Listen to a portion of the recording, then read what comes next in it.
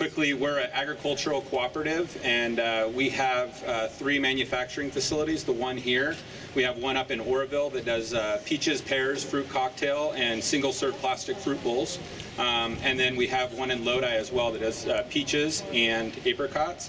We have a 1.5 million square foot distribution center for all of our labeling and casing and distribution to people within California and across the U.S. Where we're shipping out, Monday through Friday nationwide.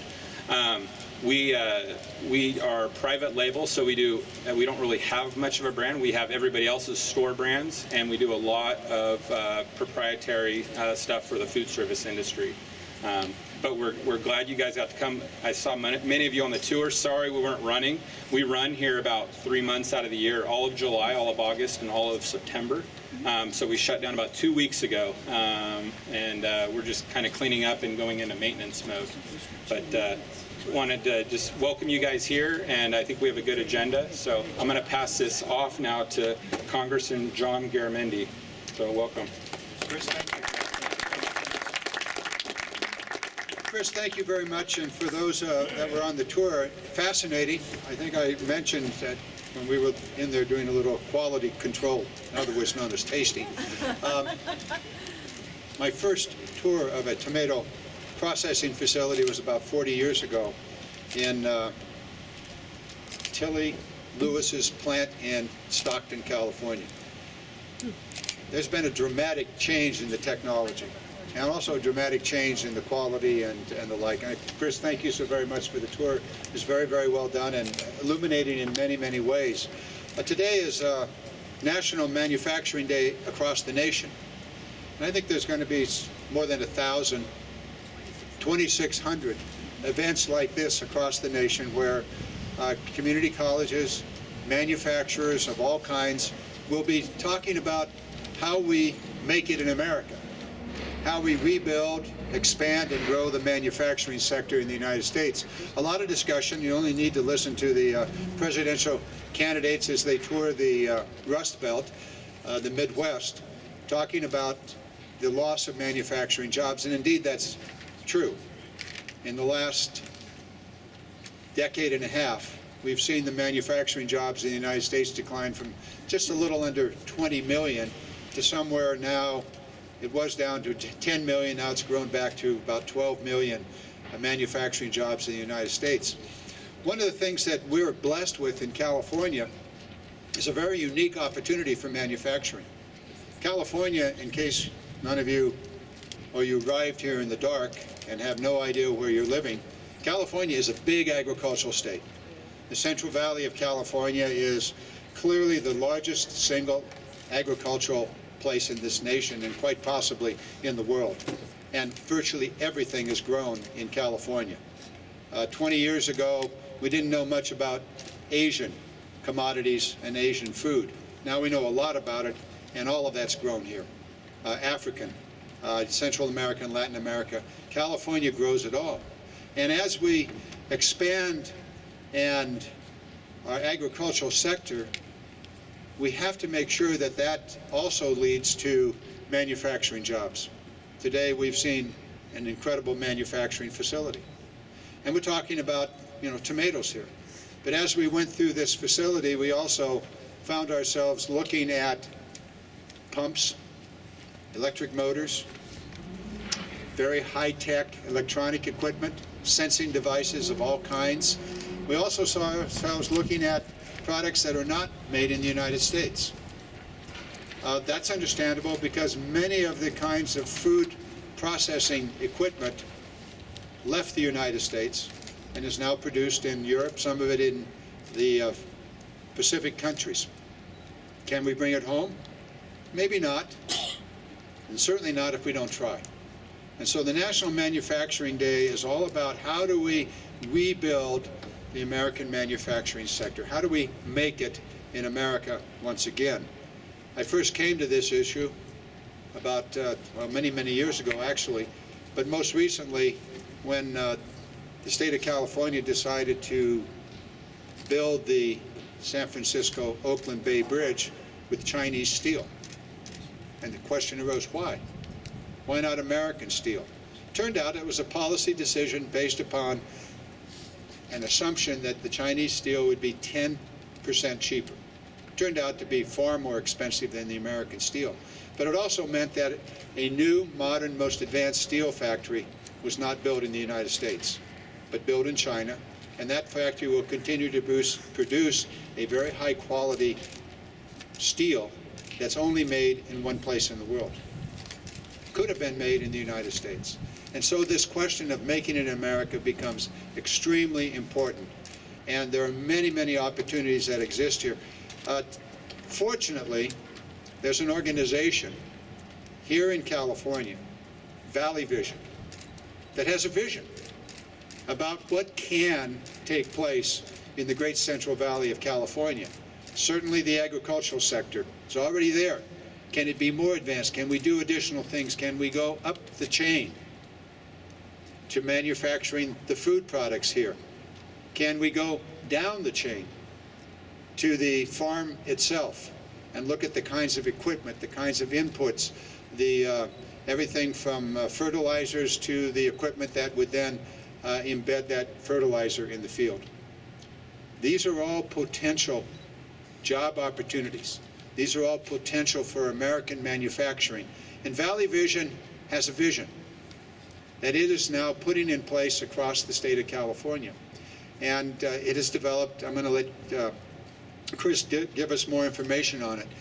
But today, we have the pleasure and the privilege of announcing that the United States Department of Agriculture has given a significant grant to Valley Vision to take its vision of advancing all the sectors of agriculture, from the manufacturing to the farm, and bringing about more Make It in America elements to California. And so this is called the Ag Plus program. It involves educational programs, it involves the Chamber of Commerce's, and it involves Valley Vision's leadership in creating, throughout the Central Valley of California, a consortium of organizations that can and will advance America's and California's ability to manufacture. So Manufacturing Day is a good day for us. It's a good day for this region, and largely we're here today because Valley Vision is going to carry out the vision that all of us want: more good-paying jobs at every level in the agricultural sector. So Chris, why don't you come up and tell us a little bit about Valley Vision and how this program, Ag Plus, works? And congratulations. You've been very successful. Thank you. Very successful in putting this together.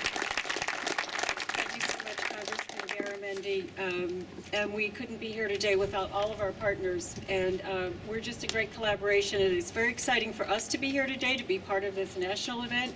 But we have really an incredible asset here. We have all of us, and we have a new federal designation called Investing in Manufacturing Communities Partnership. We've been designated by the Economic Development Administration as one of 24 regions in the country to have this opportunity to really accelerate our manufacturing and all of the supply chain and create great paying jobs, as the Congressman mentioned. We're only one of 24 regions in the country that have this designation, and we're only one of 4 that are focusing on food and beverage manufacturing. So I'd like to thank the Congressman for his leadership and support, incredible support, tremendous support in all the efforts that we embark on in the region, and his phenomenal staff. And we'll talk about some of those areas today. We really want to focus on workforce innovation and broadband infrastructure, and that's a particular area of focus for the Congressman as well. We also want to thank the city and the staff and the leadership for hosting us today. And I want to just step aside and show you this map that was prepared by our Council of Governments. And you can see here, this is Woodland. We have an epicenter here of great things happening in our food and beverage manufacturing cluster. This is where all the employment is concentrated in the region in this cluster. So I just want to acknowledge today and thank the city and its emerging leadership in our region in the Central Valley as part of our supply chain and our 21st century opportunities for food and ag. I'd also like to acknowledge and thank our federal partners and our This is a tremendous opportunity for us. Janice Wadell, who's the state director, is going to talk about a little bit about our grant. And then I also want to thank, of course, our host, Pacific Coast producers, Chris and Mona Schulman, the general counsel, who's been helping us on this in our workforce projects, and all the other staff who are here today to welcome us. So it is an exciting day for us. 2,600 events across the country. Our federal partners are looking at us, and we're really excited. I am a daughter of a manufacturer. My father is a son of the Great Depression who went to school on the GI Bill, and he started a printing company, a union shop that he ran for 50 years with 100 employees that provided good paying jobs for many people. So this is in my passion to really support our region, and I just see the importance and the value of manufacturing. The main client of his was Campbell Soup, so I also have a tomato connection. The Central Valley Ag Plus Manufacturing Consortium runs from Bakersfield in the south to Reading in the north. We're the largest IMCP region in the country. We have 28 counties. And we have developed a comprehensive strategy to look at the foundations of creating a healthy manufacturing ecosystem. So that includes access to capital, innovation, infrastructure, and most particularly workforce. And we had a very important conversation about workforce. So I want to just note that this is a really important economic cluster for us. The Sacramento Area Council of Governments just created a new economic impact study on the cluster that talked about the fact that we have more than 31,000 jobs in this region, in the cluster, in the 6-county region, with more than $7 billion in direct economic impact. A huge amount of that comes from processing, 64%. This does not include other aspects of the supply chain, like our retail, grocery, restaurants, our farm-to-fork tourism, and our trade and our R&D, the incredible asset that we have at UC California. So I would say that our $7 billion is just a small piece of really the economic impact and the value that we do have. And in our region, we are working together to advance our cluster, and we can be a global leader in all aspects. We don't have to feed the world, although we do, but we can show everybody how to do this in the most sustainable and effective way, and to also improve health outcomes for people. So another aspect of our cluster is that this cluster performed better during the recession, except for manufacturing, but that is also affected by changes in technology. So we're going to talk about a few areas I mentioned today, and our speakers will address those, but I just want to also highlight a few things that we're doing. Workforce is a big issue. We have a workforce cluster strategy. We're working with Los Rios Community College and SACOG. We've identified a lot of skills gaps in the cluster. We work with PCP and other manufacturers, and we're very pleased to be working with the California League of Food Processors. Rob Neenan is here today. He's a core partner for us. And Rob is going to be doing a workforce pilot with us to really drill down on our skills gaps and to develop our pathways. We're also working with Mary Kimball from the Center for Land-Based Learning and Soil-Borne Farms on a farm apprenticeship program, because if we don't get our farmers, we don't have a supply chain. So actually the average age of a farmer is 58 and a manufacturing employee is 56. So even if we don't create a tremendous amount of new jobs, we have a huge skills gap and we need replacement jobs. So we, in our workforce analysis, identified the need in just occupations, not the whole cluster, of 1,000 new job openings a year for the next 5 years. So we have a big workforce challenge. We're working closely with our workforce board and our community college to really figure this out. This includes mechanics, science technicians, food scientists, all these kind of things that you saw today. So we really have a great opportunity to work together on this. We're also working with our Council of Governments and other partners, and I'd like to acknowledge today Christine Crawford, who's here from the Yolo County LAFCO. Broadband is a huge infrastructure issue for us. We cannot compete globally without broadband. We don't have good broadband in our rural areas. It affects our urban areas as well.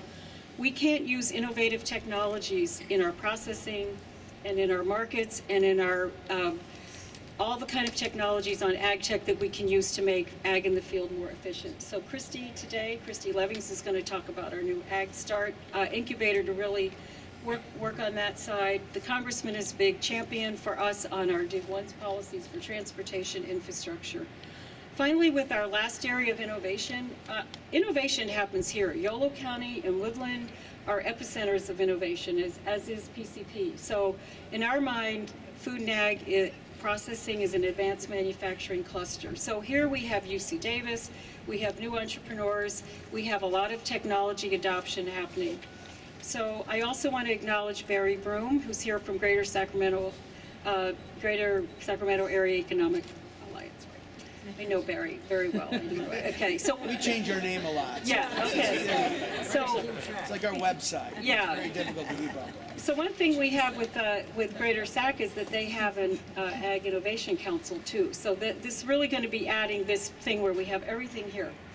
So finally, in conclusion, in reference to the new grant that we have from USDA, we'll be doing workshops throughout the region, small business workshops for our farmers, growers, and manufacturers and supply chain to really connect them with business resources. Our first workshop will be in West Yolo, November 18th.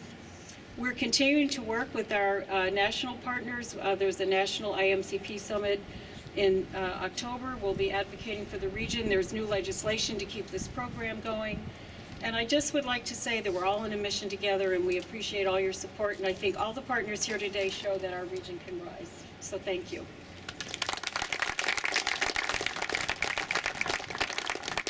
I know that was the fire hose approach, a lot of information. So next I'd like to introduce Janice Wadell. She's the State Director for USDA Rural Development and a tremendous partner.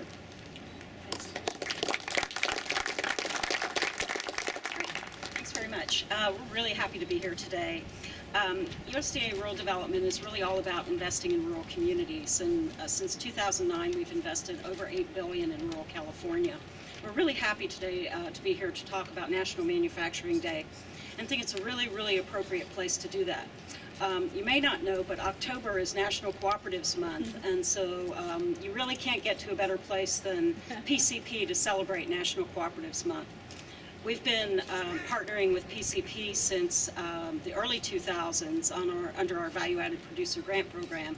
So we're really happy to be here today. I'm really happy. I've never seen the plant, so it's really very interesting to be here and to see what you do, and to really hear and listen and think about the future and what's needed in the future.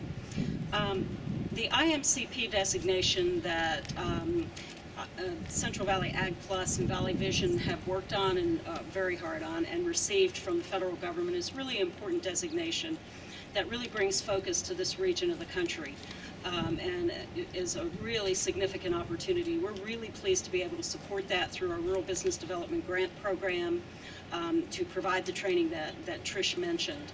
We think that can be a really important part in helping to grow the economy and help support and grow rural communities. So thank you very much. Thanks to Valley Vision and Congressman Garamendi. Appreciate the opportunity to meet.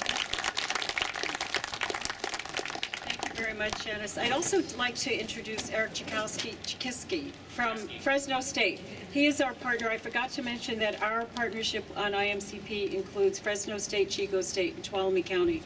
So we also have a broad partnership there, and Eric brought our beautiful banner, so thank you. Next, I'd like to introduce Mayor Jim Hilliard from the City of Woodland. Good morning. I've used a mic before. After you have federal folks get up and state folks get up and regional folks get up, there's not a heck of a lot you can say, right? But we are really proud of this facility. We are very proud of all of our manufacturers and food processing companies that we have in this community. We're working with PCP on expansion plans. We're trying to do what we can to be a good partner with them and a good neighbor. They've been a wonderful neighbor and a wonderful industry for our community. We have so many jobs that come out of here. We appreciate that. The ancillary businesses that we have in the community for helping work with PCP and other industries in this town, it really made it. That really makes Woodland. It's a makeup of Woodland. I heard epicenter. First time I've heard that about Woodland, and I am really proud of that. Can I use that? All right. We have become the farm to everybody else's fork. we're trying to take advantage of that. We have the seed companies, seed industry that's around us. We have all the farms around us. We're producing it. They're producing it, and we're processing it. Everybody else gets to eat it. And I'm just really proud to be involved with this. Proud to have Mr. Garamendi here with us, and you know, and working forward on these the manufacturing National Manufacturing Day. So thank you all for being here.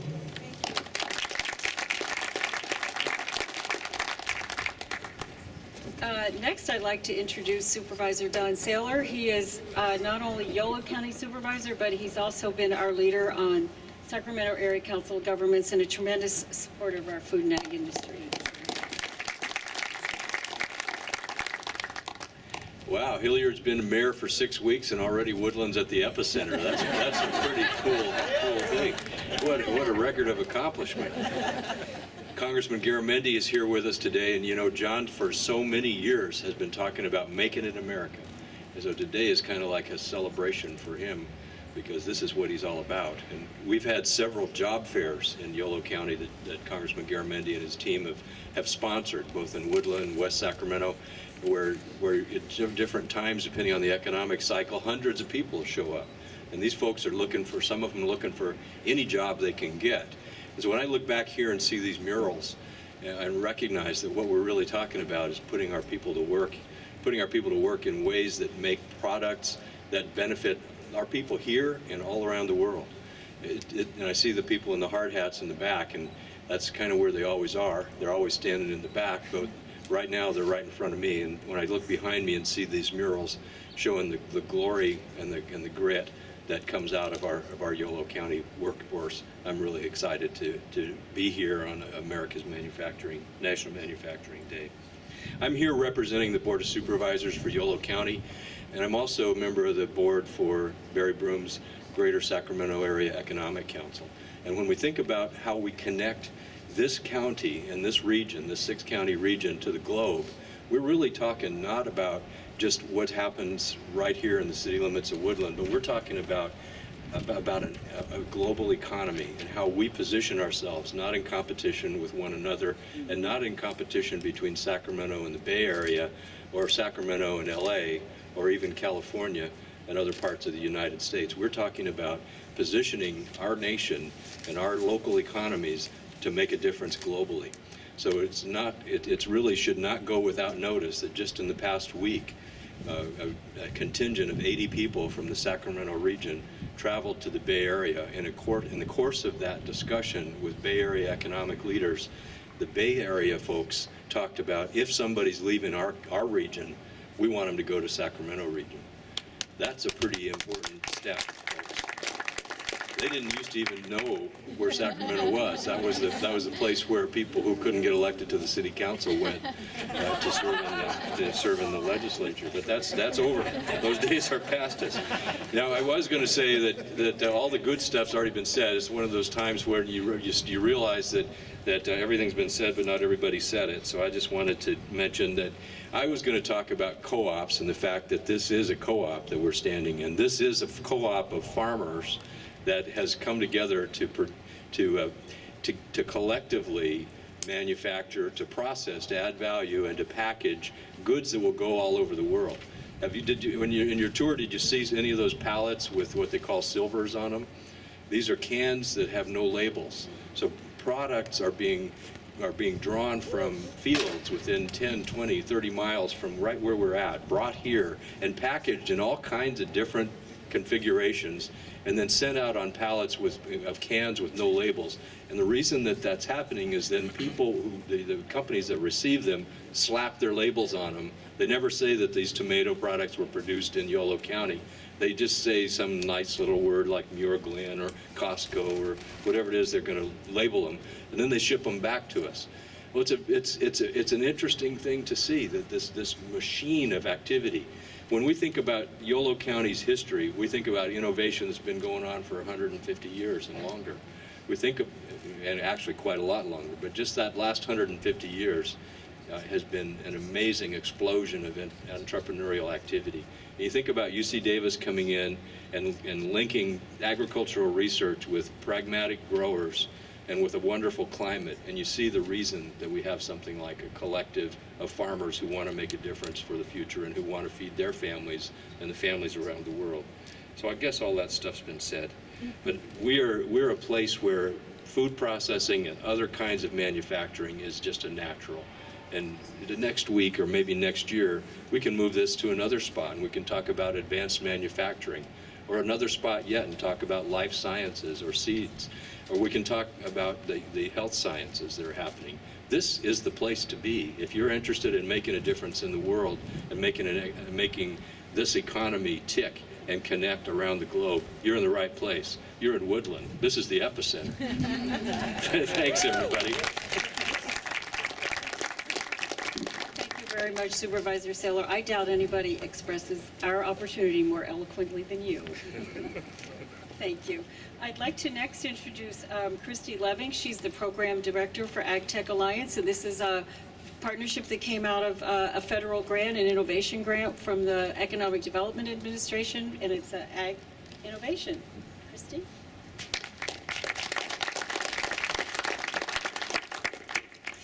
Thank you for inviting AgStart and the Ag Tech Innovation Alliance to this wonderful event today. It's a real treat to celebrate our Ag and Tech and Manufacturing Center, and the word epicenter keeps getting used, so I'm going to ride that horse as well. It is no secret that this region's strength lies in our food and ag industries, and it's appropriate that we're here in Woodland, the county seat for Yolo County. And Yolo County alone is one of the most crop diverse counties in the nation. I don't think people often know exactly how many crops we produce here. It's great, in excess of 300 different crops and varietals, one of the most diverse counties in the nation.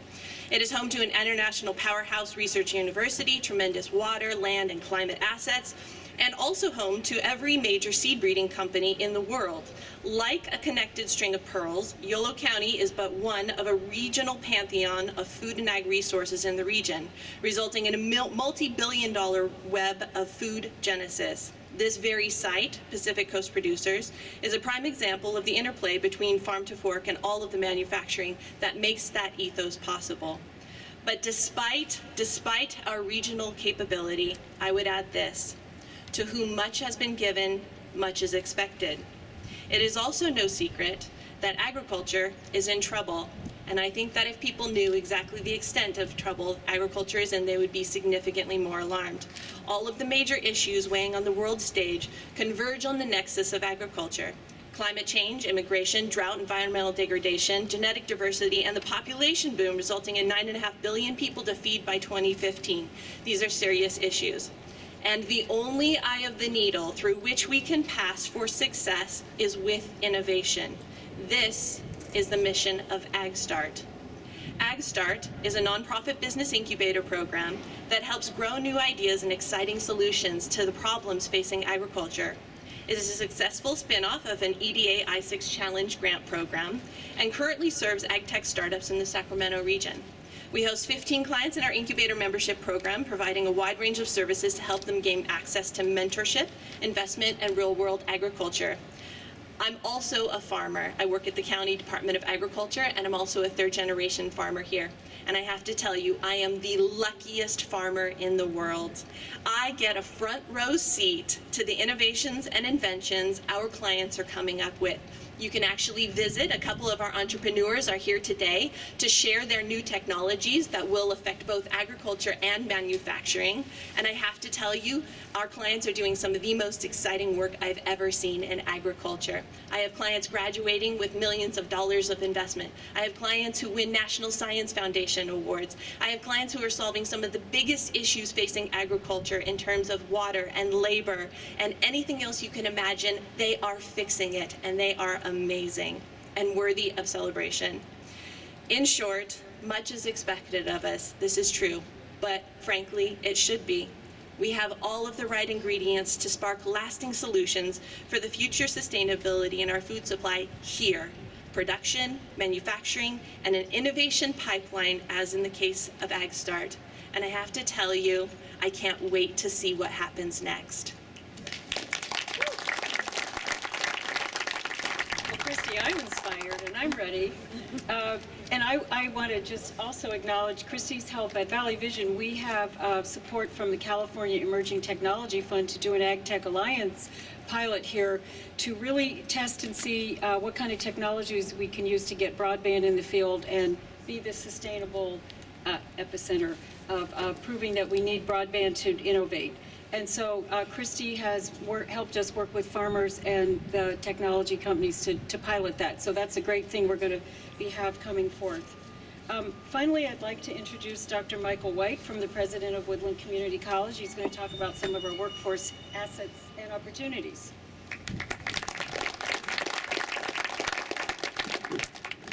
Jim, I too have worked with a microphone, and I'm told, generally speaking, my voice carries pretty well. I usually don't use it.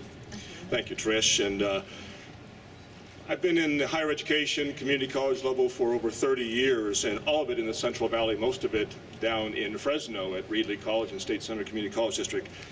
And 2 years ago, a little more than 2 years ago, I came to this site with an idea. I think I have a pretty strong idea of what an agricultural program should look like at a community college. And while I appreciate just for a moment where we're at, I just want to make sure that you're all clear. Woodland Community College is an 8-year-old community college. Of 113 community colleges in the system, we are 110th. We are neophytes. We are babies.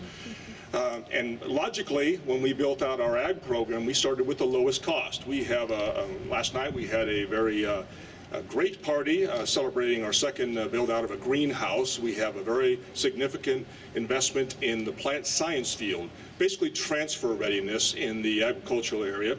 Those are generally low cost programs for the most part, those kind of transfer programs. We have animal science as well as ag business. That is the signature program designated by our board at Woodland Community College. That's where we are. In the last 2 years, we've taken the lead in a 7-college initiative in the far north that basically takes some of our plant science and ag curriculum and brings it down to high school students. We have 7 colleges and a dual enrollment program. 500 students in our immediate service area are participating this fall for the first time, getting transferable courses in soils classes and that type of thing to allow them to transfer to our place, UC Davis, Sac State, Fresno State, or wherever. I get paid for that plug, right? Yes. There you go. And again, I said we build out a facility, and we have plans for a multi-year project to build out our very burgeoning ag compound. What's next is the middle skills gap at Woodland Community College. So that's why we're here on Manufacturing Day. Our system in California has what's called both the Doing What Matters. Sherry introduced herself to the group in the tour. She didn't say that we host actually at Woodland Community College 2 of the regional, that's Sacramento all the way up to the Oregon border, small business and agricultural Doing What Matters deputy sector navigators. And their idea is to consolidate, coordinate initiatives at the community college level with business. The Strong Workforce Initiative is an infusion of CTE money into the California community colleges to close the middle skills gap. And that lends itself to my next comment. That is, Woodland Community College should be a part in the Yolo County at the epicenter, to use that term, to leverage those assets. We're babies, we're neophytes. We need industry leadership, we need city leadership to identify where we should invest those dollars that best serve the manufacturing community in both ag and other value chains. This is all about leveraging assets. This cooperative is about leveraging assets. And as an educational epicenter, hopefully, for Yolo County, you can count Woodland Community College in. Thank you. I just think today, even this demonstrates the power of partnerships, collaboration, coming together, and we already talked about things that we can do right coming out of this wonderful event. So I'd like to ask Congressman Garamendi to please say some closing words, and thank you all again for being here, and we're excited about implementing our vision.